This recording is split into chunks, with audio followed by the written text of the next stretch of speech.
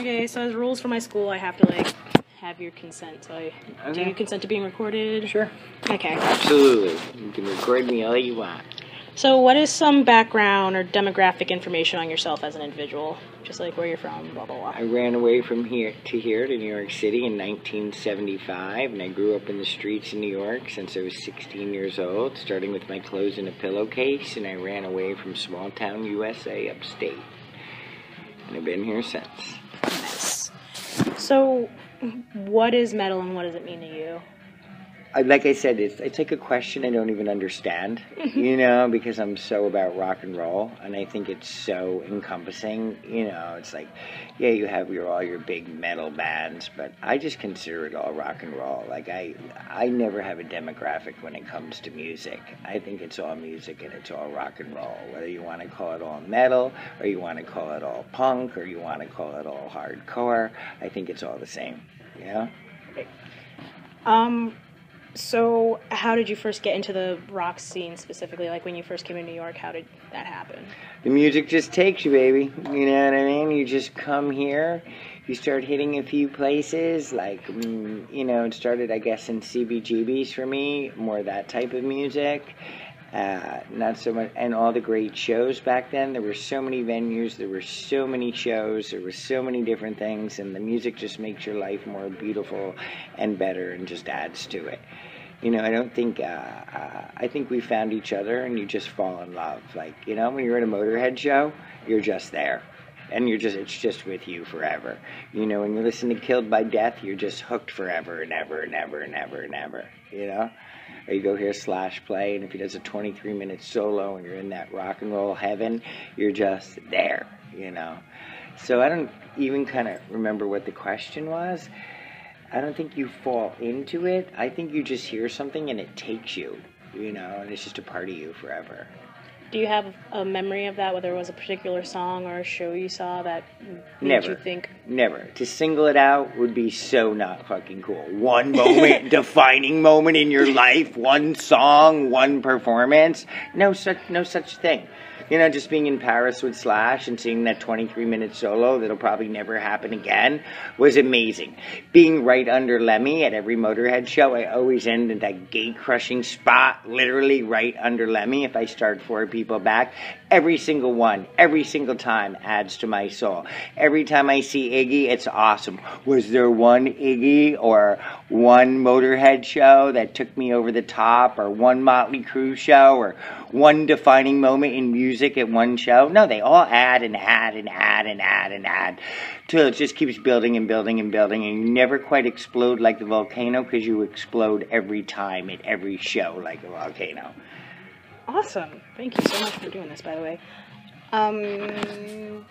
Do you answer that question? I mean, the first time I heard Iggy and I was getting dressed to go out and I was tripping my ass off and I was like 16, I guess I kind of changed it up, but not really. The same, you know what? This is so far from metal. The same thing as laying on the ground with my friends in my shitty apartment that had no lights by candlelight listening to Pink Floyd is the same thing as standing under Lemmy at a Motorhead show as he does Killed by Death and Overkill over and over and over again. So it's all the same. Nice. So when trying to word this question so it's not like specifically metal and more about music in general. Well, just say the metal question and I'll just flip it. Can you describe what it was first like being a part of the scene, and how did you participate in the culture, whether it was like going to shows or playing an instrument or just being friends with bands? I think it's a part of your soul, and then you just start to live it. You know what I mean? I don't think you know, the continuous question, and no disrespect of defining moment. I think if you find something and it becomes a piece of you, it becomes a piece of you. You know, like these shitty-ass boots I have on. You know, they've been on my feet for 10 years and I have them resold. Or my first pair of Docs that I bought, I was talking about it the other day to the Doc Martin people.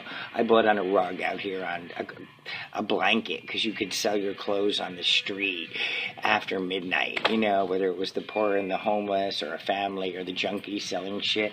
And the first pair of boots that went on my feet, you know, it made me part of a moment. You know what I mean? My first safety pin that went in my clothes. You know what I mean? Safety pins were in a fashion statement. I love how Johnny Rotten says it in The Filth and the Fury. It originally started as keeping your clothes on, because my clothes came out of the garbage back then. Or if I was fortunate enough to have enough money to buy something here at Trash and Vaudeville, that would add to it. So one defining moment, could I say it's my first pair of black vinyl pants in the 80s? Yes, but no. Could I say it's the first safety pin that went in my clothes? Yes, but no. Could I say back then when it became, and it was, you know, there was a lot of metal back then, too, was like the first time, you know, I bought a leather cuff for my wrist. Yes and no. And it was like, here are the gay men's leather shops you could buy all that cool shit. So I'm falling into a scene? No. You travel around with the music at the record stores.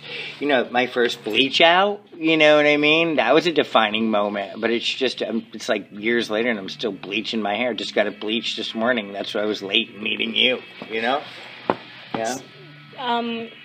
So you talked about music, how it affected your life very early on when you first came to New York, especially.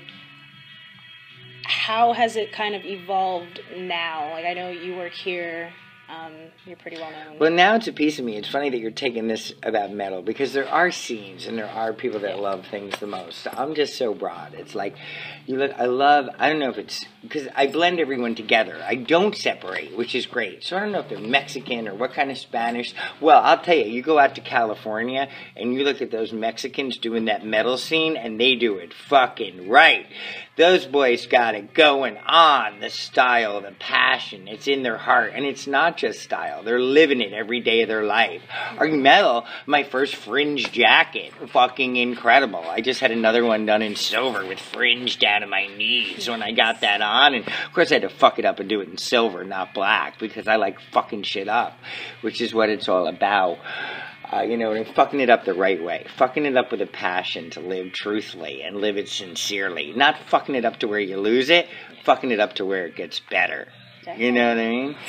So I don't know if there's a defining, I don't know. I'm so into it now. It's like I can hear like Motorhead in my head. Nice. What was that question again, actually? Oh, like, what are you doing now in the culture, i.e., like... Still living it. You know, still living it. Yeah, you know what I mean? Or I watch people come in here and I watch their style. I think things become a piece of you, especially since you're even focusing on metal and working in a rock and roll clothing store. Watching how they piece it together so it makes it whole. So you become a part of. So you can, like, feel it more. I take it back to Iggy. I base everything on Iggy Pop. It's like, what's the best way to relate to Iggy? Be naked. So he's naked. Can you elaborate on that? Well, he's always naked. Think of the first man that was naked on stage. Think of the first man that didn't care.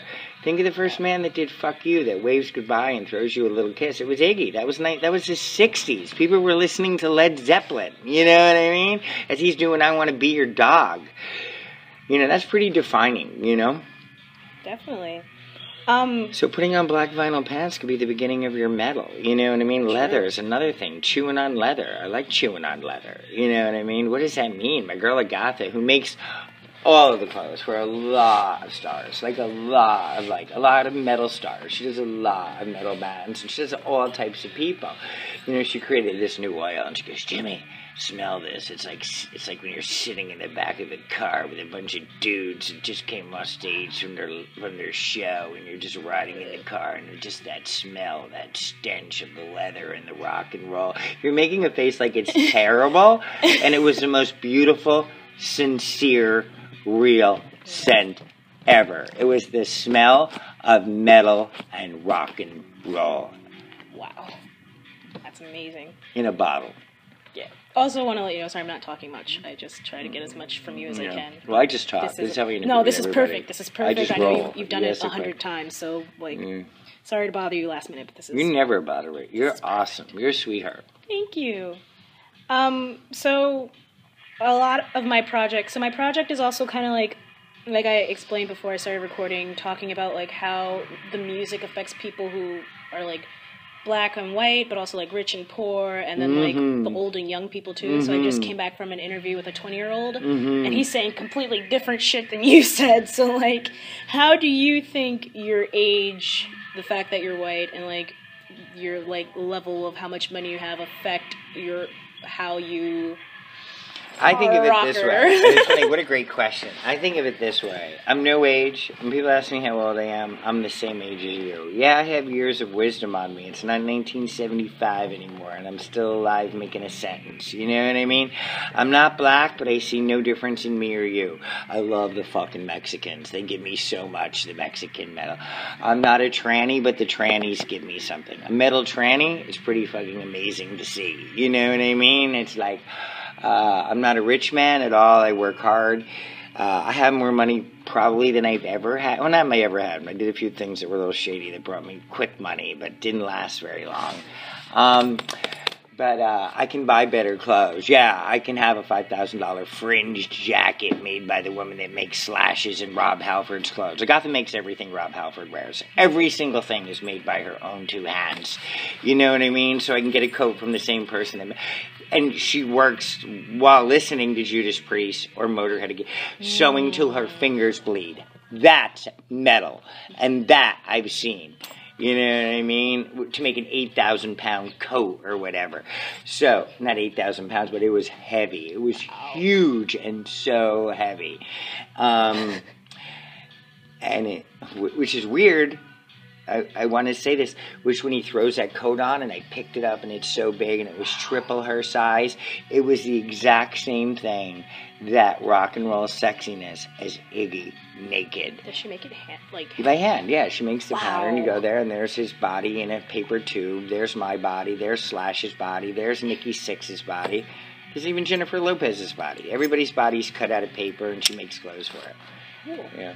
So it's like personalized for each person? Well, yeah, you can only have one, you know, if you're paying that much money, whatever. So the only difference financially, back to the question, is I can afford more stuff. As you become a better musician, you can afford a better amp and guitar. But there's no difference between me and the poor guy, the guy that washes dishes all week. I used to be that guy to come here and buy his, metal bell. There's no difference. There's no difference in me and you. You're a woman, I'm a man. There's a little bit difference in gender, but the heart can be the same. There's no difference in rich and poor, in black and white. Within me, in rock and roll. Within me.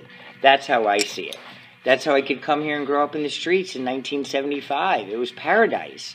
There was all types of people here. It's New York. It's rock and roll. It's fabulous. So to differentiate... It's another thing I don't get it. I don't do it. Cool. So just to take off from what you mentioned about being here and Unless you have bad manners, then you're just bad. Yeah, but... we're not talking about that. When you first came here, and you said that, like, despite being poor and whatever, you were also... Sounds like you were pretty happy. Would you say the music played a part in that, or am I wrong there? There's a sound... Isn't there a soundtrack? If you're willing to feel the music, or... I don't know... I mean, for me, again, it's like there's a soundtrack to everybody's life. So, of course. Do you want to elaborate on that? So, for example, in a previous interview, my friend was having problems with their family, and so they kind of used their music as an outlet. Would you say it was an outlet for you, or a goal, or...? Yeah, that sounds too, like, we're in a psychiatrist's office, or sounds too structured. I don't think anything's... I mean, when you make a song, I'm not a musician. I guess there's structure. I have enough musician friends to watch it, and I'm not a musician, but... When you're mad, you put a certain kind of music on. When you're sad, you put a certain kind of music on. When you want to be happy, you put a certain kind of music on. So, yes, but... I wouldn't be that rigid about describing it, I guess I really live it. Yeah. And so, in that being said, because you live it, do you think your music or your love for music has an effect on your relationships with your family, friends, and lovers? And if so, how?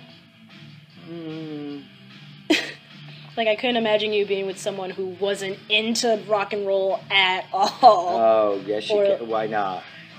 Then I wouldn't be very rock and roll at all.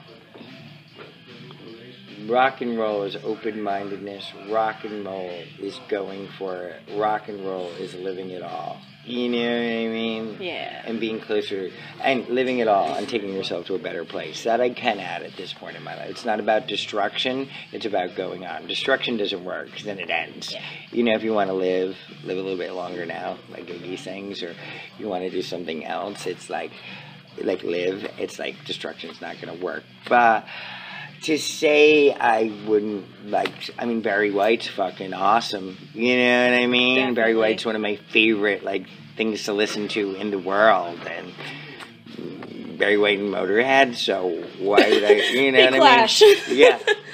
Yeah. See, that's where I disagree. Really? Exactly the same. How can you talk about that? Because it takes you to an amazing place. And you get to live it, and you get to be free. And you get to feel it. Awesome. And so, can you, this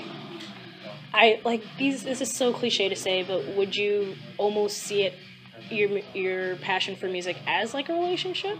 Almost? Like it's give and take? Or... Wow, that's not even cliche. I kind of like that. Yeah, that's kind of cool. That's yeah, I guess so.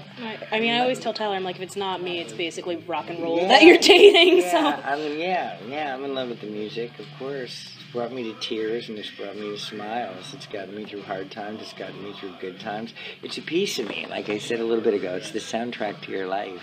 yeah, definitely.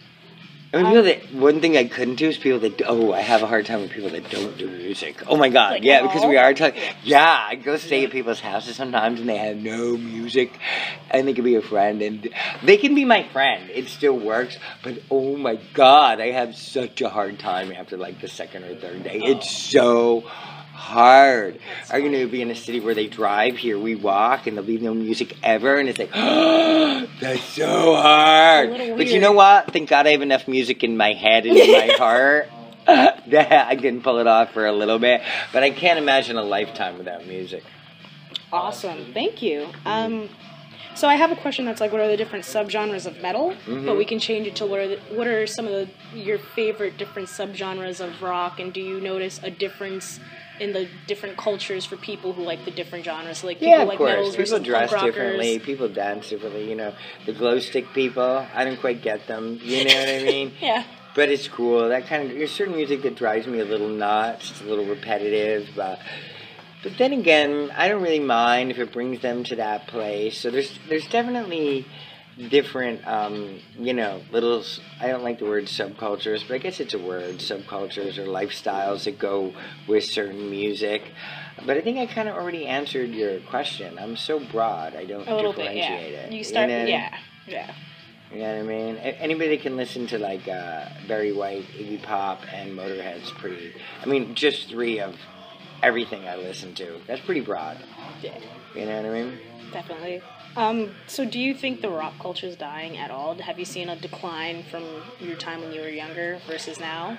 I think music's a little different. I think, what sucks? It kind of sucks that there's no bands, but I just realized that, you know what I mean? Music's man-made, or it's made in a studio now, or stuff like that. It took me a while to catch on to people who are lip-syncing on stage, you know what I mean? It's because I'm loving it so much, or...